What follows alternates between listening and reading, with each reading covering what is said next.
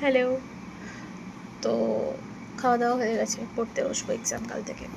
কিন্তু ভাবলাম আজকে তোমাদের সাথে একটা জিনিস শেয়ার করি, মানে আমি চাই শেয়ার করতে, তাই শেয়ার করছি। আমাদের সবার ডিফারেন্ট ডিফারেন্ট স্কিন টেক্সচার, কারোর ড্রাই, কারোর অয়েলি, কারোর অ্যাকনে প্রন, কারোর নর্মাল, কারোর কম্বিনেশন সেন্সিটিভ, হোয়াট এভার।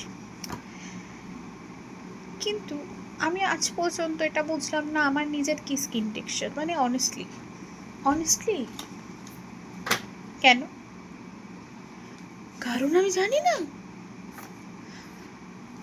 মানুষ নিজের লাইফ নিয়ে উইয়ার্ড থাকে, কনফিউজড থাকে।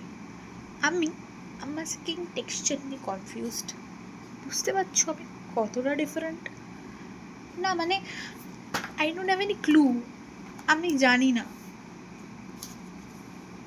সব স্কিন টাইপসে প্রোডাক্ট থাকে, বাট হোয়াট অ্যাবাউট আস? থাকে।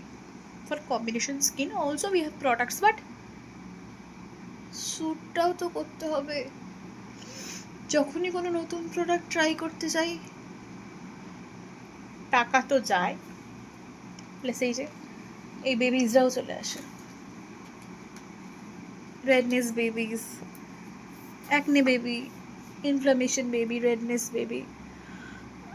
আই মিন, আমার তোমাদের থেকে একটাই কোয়েশ্চেন যে তোমাদের যাদের যাদের কম্বিনেশন স্কিন আছে, তোমাদের সাথে কি সেম জিনিসটা হয়? মানে প্রসেস ফলো করে স্কিন কেয়ার করার পরও cleansing, toning, serum, moisturiser, sunscreen সব দেওয়ার পরও এরকমই অবস্থা?